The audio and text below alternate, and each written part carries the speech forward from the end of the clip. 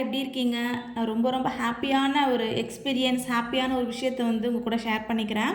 நான் ஷார்ட்ஸ்லேயே சொல்லியிருப்பேன். ஹஸ்பண்டுடைய ஆஃபீஸில் ட்ரிப் கூட்டிகிட்டு போகிறாங்க. நானும் பாப்பா, ஹஸ்பண்ட் 3 பேரும் போகிறோம் அப்படின்னு சொல்லியிருந்தேன். நான் வந்து ஷார்ட்ஸில் ஓரளவுக்கு கொஞ்சம் சொல்லியிருப்பேன். பட் டீட்டெயிலாக வந்து கொஞ்சம் சொல்லலாம். டீட்டெயிலாக நிறைய வீடியோஸ் எடுத்து வச்சுருக்கேன். அது உங்க கூட ஷேர் பண்ணலாம் அப்படின்றதுக்காக தான் இந்த வீடியோ. நான் சொன்ன மாதிரி கரெக்டாக எங்களுக்கு புதன்கிழமை அன்னைக்கு 1 மணிக்கு வந்து நைட்டு 1 மணிக்கு வந்து ஃப்ளைட்டு. நாங்கள் மதியம் 2 மணிக்கு சேலம்லேருந்து சென்னை வந்து ட்ரெயின் புக் பண்ணியிருந்தோம். ட்ரெயின் வந்து லேட்டு. எப்படியோ பிடிச்சி கேப் பிடிச்சி நாங்கள் 11 மணி போல் ஏர்போர்ட் போயிட்டோம். அங்கேருந்து செக்கிங் பண்ணி போர்டிங்லாம் முடிச்சுட்டு கரெக்டாக நாங்கள் உள்ளே போகும்போது 12:15 இருக்கும்னு நினைக்கிறேன். கரெக்டாக 1 மணிக்கு ஃப்ளைட்டுன்றதுனால எங்களுக்கு பெருசாக ஒன்றும் டைம் ஆகலை. பட் வந்து நாங்கள் சீக்கிரமே போயிட்டோம். அப்புறம் ஃபுல்லாக வந்து ஏர்போர்ட் சுற்றி பார்த்துட்டு, ஏன்னா ஃபஸ்ட் டைம் எங்களுக்கு இதில் என்ன ரொம்ப ஹாப்பினா, ஃபஸ்ட் டைம் ஃப்ளைட் எக்ஸ்பீரியன்ஸு, அப்புறம் ஃபஸ்ட் டைம் நாங்கள் அந்தமாரி வெளியே போகிறது, அது ரொம்ப லாங்கில் போகிறதுலாம் வந்து எங்களுக்கு ஃபஸ்ட் டைம் வந்து. நாங்கள் வந்து எங்கே போயிருந்தோம்னா தாய்லாந்து தான் போயிருந்தோம். 5 டேஸ் ட்ரிப் தாய்லாந்து போயிருந்தோம். இதில் வந்து உண்மையாக சொல்லணுன்னா நானும் ஹஸ்பண்ட் மட்டும் போயிருந்தா இன்னுமே கொஞ்சம் நல்லாவே என்ஜாய் பண்ணியிருப்போம். ஏன்னா பாப்பா வந்து இன்கேஸ் அவள் வளர்ந்துருந்தா ஒரு 5 வயசு அந்த மாதிரி இருந்திருந்தா கூட தெரியாது. அவளும் என்ஜாய் பண்ணியிருப்பான், நாங்களும் என்ஜாய் பண்ணியிருப்போம். அவளுக்கு 1 வயசுன்றதுனால கொஞ்சம் ஸ்ட்ரகிளாக தான் இருந்தது எங்களுக்கு. பட் போகும்போதே நிறைய பேர் சொன்னாங்க, 1 வயசு அவளை வச்சுட்டு நீங்கள் 2 பேரும் எப்படி என்ஜாய் பண்ண முடியாது, அவளும் வந்து ரொம்ப இது பண்ணுவா, நீங்கள் எப்படி அடம் பண்ணுவா, எப்படி பார்த்துப்பீங்க அப்படின்னு சொல்லி கேட்டாங்க. நாங்களுமே யோசித்தோம், பாப்பா வச்சுட்டு போகலாமா வேணாமா அப்படின்ட்டு நிறைய யோசனை இருந்தது. அப்புறம் ஹஸ்பண்ட் தான் விடு பார்த்துக்கலாம், நம்ம 2 பேர் இருக்கோம்ல பார்த்துக்கலாம் அப்படின்னு சொல்லிட்டு. முக்கியமாக நாங்கள் யோசித்தது எதுக்குன்னு கேட்டிங்கன்னா, பாப்பா வச்சுட்டு இருக்கிறது கூட பெரிய விஷயம் கிடையாது. எங்கள் 2 பேருக்குள்ளே இருந்துருவா அவள். ஆனால் வந்து அவளுக்கு ஃபுட்டு, ஏன்னா நம்ம அதர் கண்ட்ரிக்கு போகிறோம். அந்த கண்ட்ரியில் வந்து ஃபுட்டு எப்படி இருக்கும், இந்தியன் ஃபுட் வந்து கொடுக்குறேன்னு சொல்லியிருந்தாங்க. பட் நம்ம வந்து தமிழ்நாட்டில் இருக்கோம். இந்தியா ஃபுல்லாக இருக்கிற ஃபுட்டில் வந்து எந்த அளவுக்கு என்ன மாதிரி ஃபுட் கொடுப்பாங்க என்ன எதுன்னு தெரியல. அது நமக்கு செட் ஆகுமான்னு ஃபஸ்ட்டு தெரியல. ஸோ பாப்பாவுக்கு வந்து ஃபுட்டு செட் ஆகணும். அதுக்கப்புறம் கிளைமேட் மாறிச்சுன்னா அவளுக்கு ஏதாவது ஃபீவர் கோல்டு அந்தமாரி வந்துடுமா அந்த ஒரு பயம். அப்புறம் இடம் மாறி போகிறா, ரொம்ப தூரம் போகும்போது அவளுக்கு அவள் வந்து இது பண்ணிப்பாளா, எப்படி இருப்பான்றதான் எங்களுக்கு என்ன ரொம்ப பயந்ததே அவளுக்காக தான் ரொம்ப பயந்தோம். நாங்கள் என்ஜாய் பண்ணுறதை தாண்டி அவளுக்கு அந்த இது ஒத்துக்குமா என்னான்றதை நாங்கள் ரொம்ப பயந்தோம். அதுக்கு ப்ரிஃபரன்ஸாக நாங்கள் வந்து முன்னாடியே வந்து அவளுக்கு நான் ஃபுட்டு அங்கே கிடைச்சாலும் கிடைக்கலனாலும், ஆனால் கைட்டை கேட்டிருந்தோம். எனக்கு முக்கியமாக வந்து பால் வந்து வேணும், மில்க் வந்து அவளுக்கு வேணும், அதை வச்சாவது அவளை ஓட்டிடலாம் அப்படின்னு சொல்லிட்டு தான் பிளான் பண்ணியிருந்தோம். ஏன்னா பிஸ்கெட் கொண்டு போயிருந்தேன், செர்லாக் கொண்டு போயிருந்தேன்.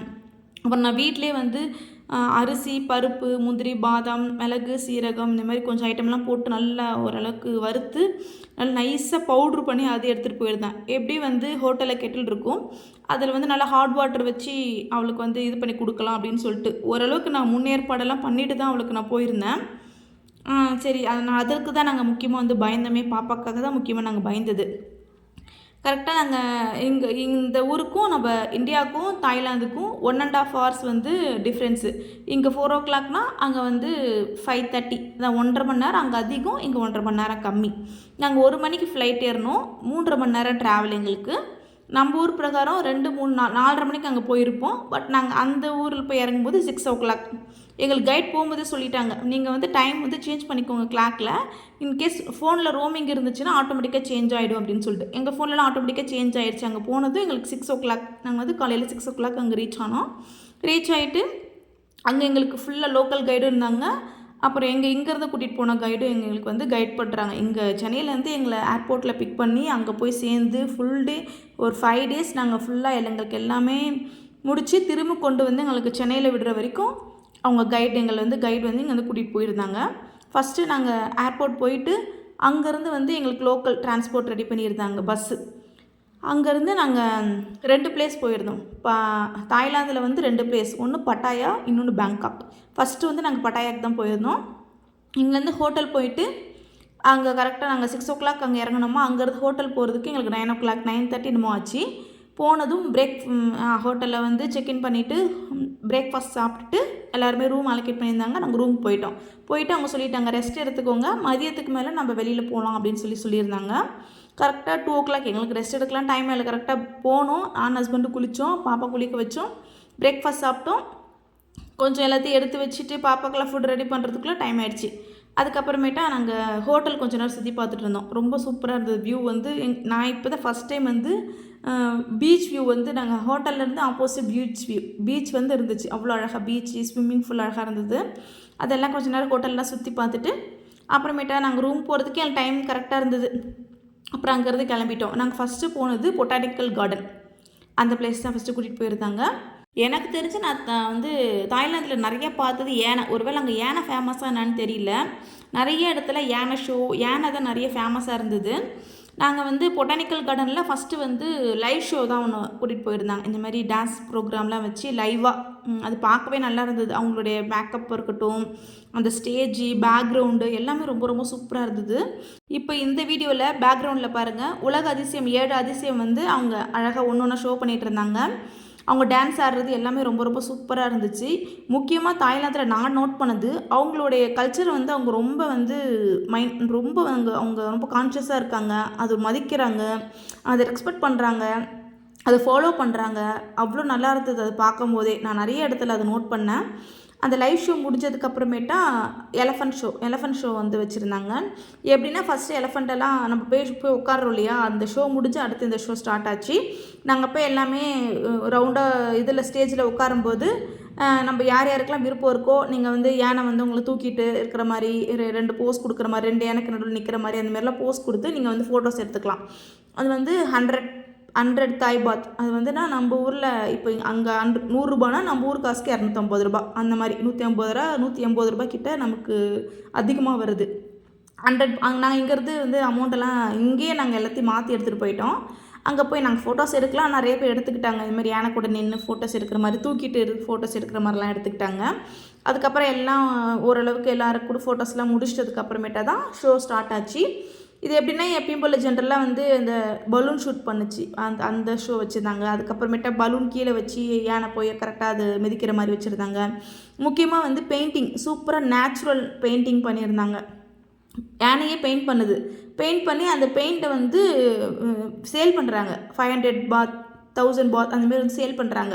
வேணுன்றவங்க அது வாங்கிக்கலாம். ஆனால் நம்ம கண்ணு முன்னாடியே வந்து யானை அது வந்து எலஃபண்ட் வந்து அது அழகாக வரைஞ்சிது.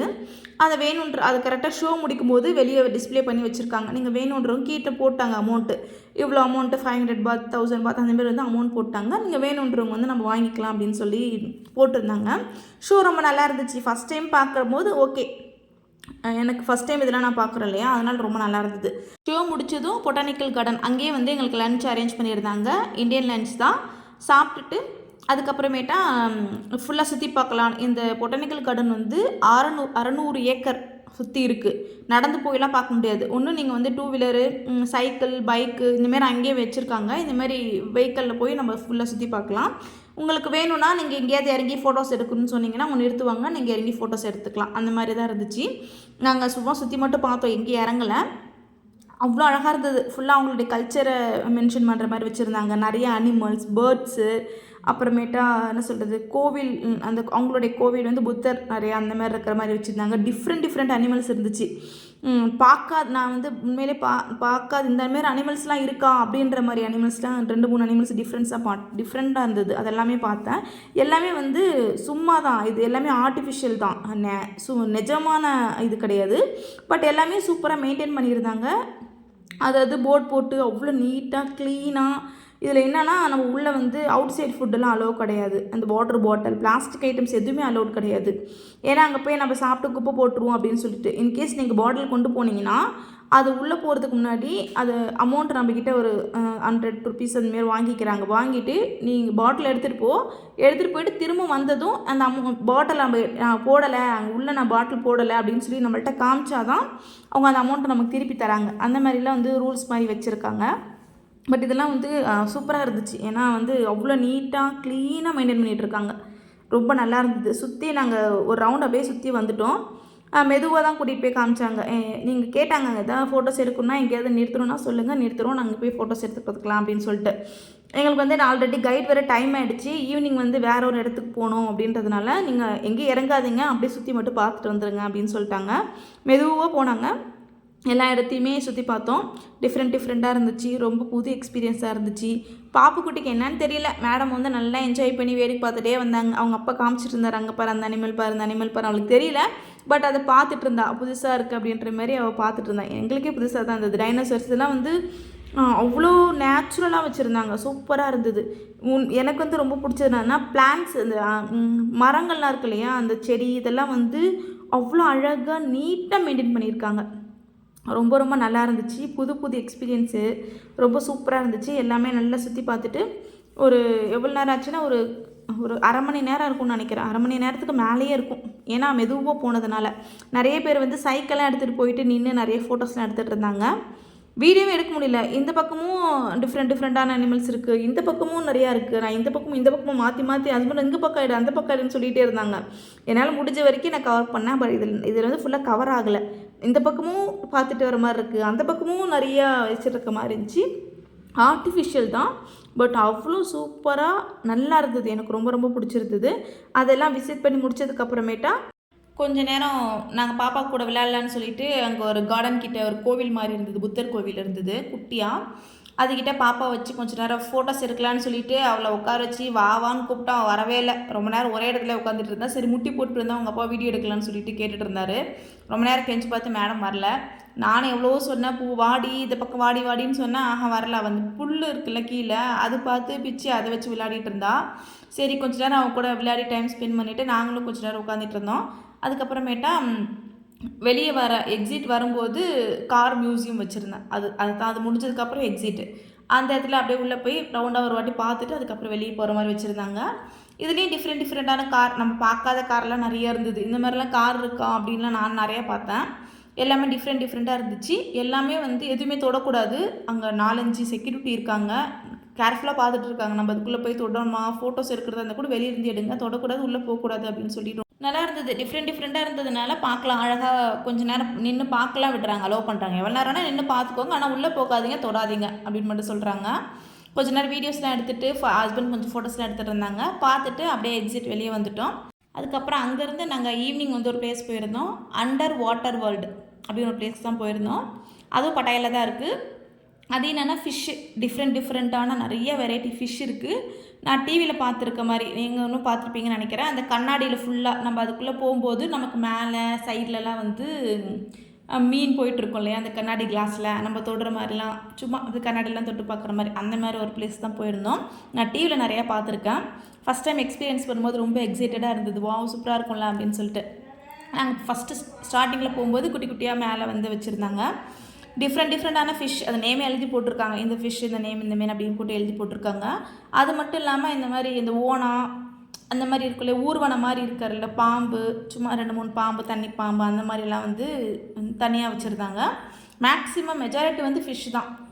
டிஃப்ரெண்ட்டான ஃபிஷ் வந்து இதில் எப்படி ரெடி பண்ணியிருக்காங்கன்னா, அதான் நான் சொன்ன மாதிரி கண்ணாடி, அந்த ஓவல் ஷேப்பில் வந்து ரவுண்ட் ஷேப்பில் வந்து கண்ணாடி, அதுக்குள்ளே வந்து ஃபிஷ் இருக்குது. இது எப்படி இருக்குன்னா கடலில் இருக்கிற மாதிரி அந்த செட்டப்பில் அப்படியே இருக்குது. அந்த கடலுக்குள்ளே இருப்போம் இல்லையா, அந்தமாரி அந்த பாசை, அந்த பாறை, அந்த கல், அந்த செட்டப் எல்லாமே கடலுக்குள்ளே நம்ம அது பார்க்குற மாதிரியே இருக்குது. ரொம்ப ரொம்ப நல்லா இருந்தது. டிஃப்ரெண்ட் வெரைட்டியான ஃபிஷ்ஷஸ்லாம் இருந்துச்சு. அப்படியே எல்லாத்தையும் ஒரு ரவுண்டு பார்த்துட்டு எக்ஸிட் ஆகிட்டோம். அப்புறம் இங்கே முடிச்சுட்டு இங்கேருந்து வந்து டின்னர் போயிட்டு, டின்னர் முடிச்சதுக்கப்புறம் ஹோட்டல் போயிட்டோம். நாளைக்கு எங்கே போகணுன்றதை அடுத்த வீடியோவில் அப்டேட் பண்ணுறேன். நெக்ஸ்ட் வீடியோவில் பார்க்கலாம். பாய்.